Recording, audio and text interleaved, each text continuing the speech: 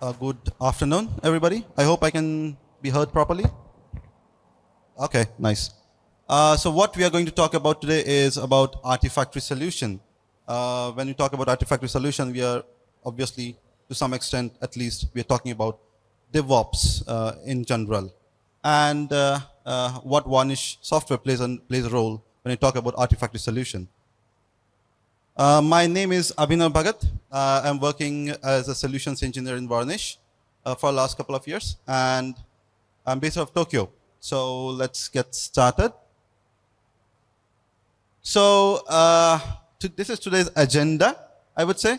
What is Artifactory management and what Varnish software plays a role here when you talk about artifacts management. And what are the pain points for which Varnish has been introduced to some of the companies or some of the use cases where they would want to see certain kind of optimizations. What kind of optimizations? We'll surely talk about it going forward. And there is something called VCL, which is Varnish configuration language, which plays an important role. I don't know if how many people here are aware about Varnish, but I've spoken to a couple of people today who know about Varnish to some extent.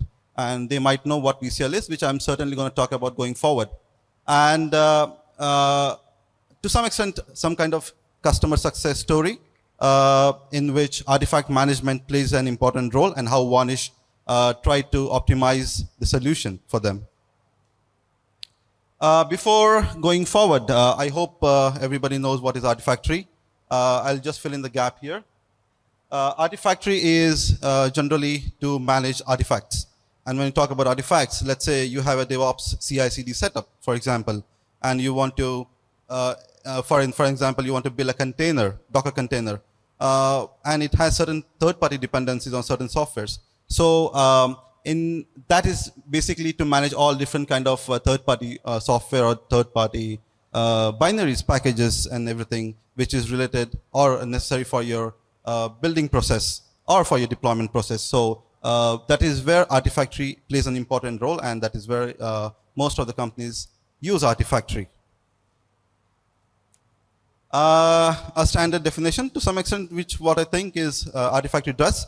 Artifactory centralizes artifacts for the DevOps life process, and that is what it is meant to do as an Artifactory. And this is one of the most widely used Artifactory, which is JFrog, which I'm sure pretty much sure that most of the people have heard about it here. And so when talking about Artifactory, why Artifactory is necessary, why Artifactory is important, is it's quite smoothly can be integrated to your system. So this is just one example that I'm going to talk about here. You can store Docker container, container images on Artifactory. So this is just an example. Artifactory can be used for loading or storing your software packages or binaries or libraries, but the example that I'm talking about here is about Docker container.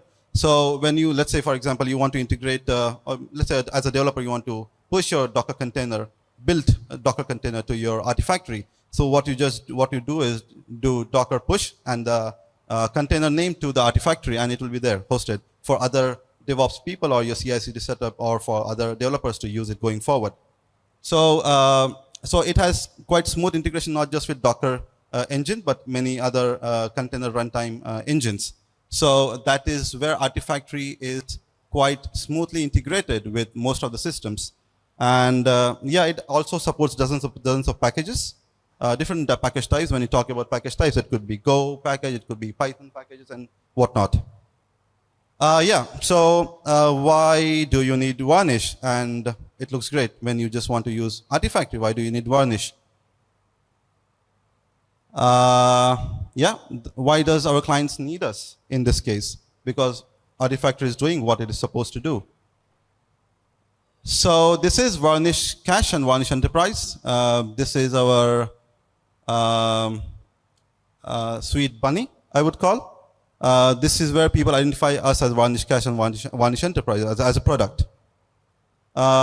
Just going forward, before going forward, I would like to talk about a bit about Varnish.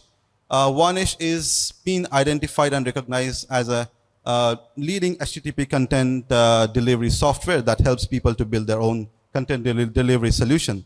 And when you talk about content delivery solution, it's not just the private CDN that I'm talking about. It can be used in multiple different use cases for caching APIs, maybe, or caching the static websites, or dynamic websites, or even for live streaming, VOD, OTT, what you call it. So anything which is HTTP, Varnish is used in most of the cases. Yeah, so I wanted to talk about one more point, which I didn't add it here. So Varnish has been widely used as a content caching solution in around 10 million and more websites. So it's quite familiar and known in the developers world for caching as a caching solution. Again, why does clients need us? And what type of problems we are talking about here? So imagine you have a customer who is maybe using AWS, for example, or some other cloud solution, and they spin up huge compute instances. And the next step for those compute instances maybe is to build something as a package to fetch it from the Artifactory. And spinning up such huge computing instances, it definitely means something for a company in terms of cost and efficiency. When you say what type of effects it might have, so this is what it is. When you spin up computing instances, you definitely have to bear all this cost in mind. So hardware cost, compute cost, networking cost, maintenance cost, and obviously when you have something high computing instance that you want to spin up, you definitely want to consider licensing, especially for Artifactory, like for example JFrog that you're using. So yeah, so these are some of the cost optimizations for which Varnish is being considered as one of the caching solution.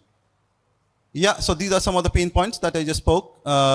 Performance that is quite an important for the performance, which is quite an important parameter for a company to perform well, and cost and scale. And how scalable the Artifactory might be, it depends on what kind of use cases you have Artifactory being used for. So what Varnish Enterprise does in this case. So this is what you see. You have an Artifactory solution on the right, and in between the users, the user can be a CI/CD setup. It can be a developer who is trying to build maybe a Docker image or something, or some certain kind of packages. So what you do is you place in Varnish in between Artifactory solution and the clients who are trying to interact or build or use Artifactory. When you talk about Varnish being placed between clients and Artifactory, obviously Artifactory has its own authentication system or authorization system. So how would that be addressed? So definitely Varnish has a solution to it. Varnish can be integrated again with its authentication or authorization system, not just with the Artifactory-based authentication authorization system, but also with any other authentication authorization system. So it doesn't necessarily have to be within Artifactory solution. So what Varnish does is it will try to get the data from the Artifactory and it will deliver it to the client, and it will cache it in the local Varnish server. And then next time, if any particular user tries to access the same software package, Varnish will deliver it without even reaching out to Artifactory server or Artifactory solution. So this is a short story how Varnish helped to one of our customer. So the one such example that we just spoke about was what if a company or a team is spinning up huge compute instances. Similar example would be imagine a developer trying to access Artifactory images all across the globe. Let's say your Artifactory solution is hosted on SaaS, which is on cloud, and something happens. Your internet connectivity is broken. I'm not saying your internet connectivity, but maybe the internet connectivity from your local, your company network to your SaaS network is broken or is slow. If there is a certain kind of latency, what happens is, in those cases, Varnish plays an important role. So what you do is you put in Varnish inside your own company network, and you let Varnish make a talk with Artifactory. So this particular client, it was trying to access, or it was trying to create, it created traffic of around 100 to 200 terabytes per month, and it was quite a massive traffic just to fetch the content or fetch the packages from the Artifactory. So the solution that company thought would be a good idea was to place Varnish inside the company network. So you have your resources, the developers or the CI/CD setup running in your company network, and Varnish hosted within your company network.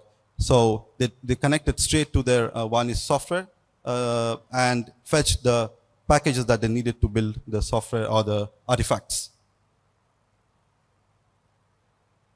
Varnish helped them to cache the Artifactory locally in their own network. So what it helped, and in what way it helped them?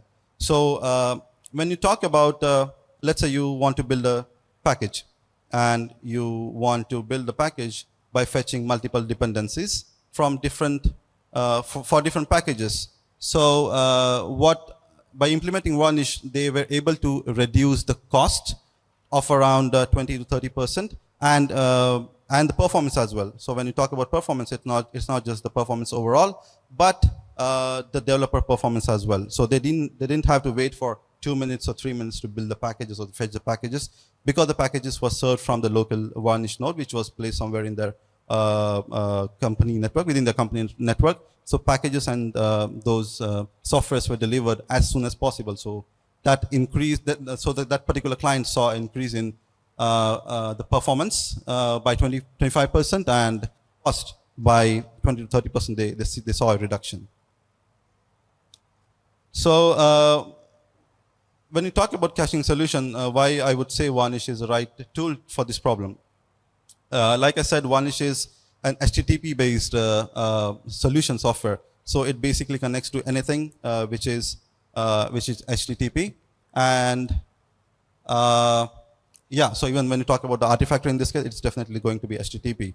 So Varnish was designed to offload all HTTP-based applications, and Varnish is built to handle around 100K requests per second.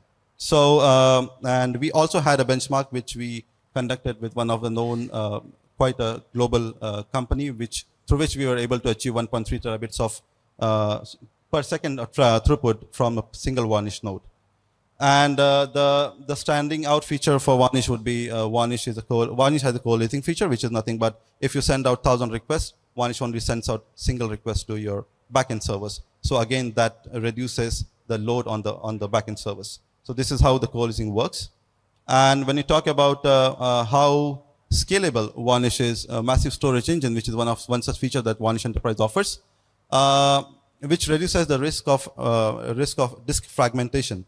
So MSC is built to, that is what we call my massive storage engine as MSC. It was built, and it is built to make the caching more persistent. And how Varnish MSC does that? So Varnish MSC has pre-allocated large files. So when you create or deploy Varnish with MSC enabled, these large files tend to act, because they are large files, the I/O operations on the disk has been reduced, which ultimately, to some extent, reduces the disk fragmentation risk. And another feature of MSC is kernel page caching is being re-implemented in Varnish. So MSC doesn't really rely on the page caching that is from the kernel, but it has its own page caching re-implemented within Varnish MSC. This is how MSC looks like in short. So what MSC does is it tries to occupy or use most of the disk or all of the disk available on that particular node. And you just create bookstore, which is some kind of configuration needed in MSC to be deployed to start using the disk. And this is a Varnish configuration language that I'm going to talk about soon. And before going to Varnish configuration language, I'll just quickly describe what this diagram is. So this is kind of an architecture, how the flow of a request or traffic happens within Varnish. So first of all, the request lands on VCL receive. These are all the subroutines written inside, predefined subroutines written inside or defined inside the Varnish. So the request lands on VCL receive, and then hash is made and then if the hash is found, then it will be a VCL hit, and the content will be delivered. If the hash is a miss, then it will go to the backend and fetch the content from the backend, and it will deliver it back to the client. Back to VCL, I'll try to make it quick. So this is how a Varnish configuration language looks like. So this is, if you see at the top, it says VCL receive, or ECV. So these are all predefined subroutines within Varnish. So what Varnish does is, instead of going to Artifactory, let's say for example for authentication, it doesn't really need to do a GET request. So when you do a GET request, you get a response body, which you would certainly like to avoid in this case, because you would like to authenticate the request, whether the client has to be served a request or not.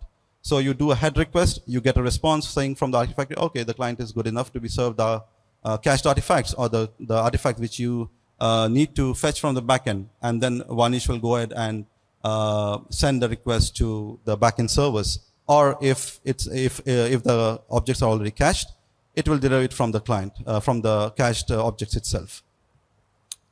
And these are some kind of improvisation that our customers have seen.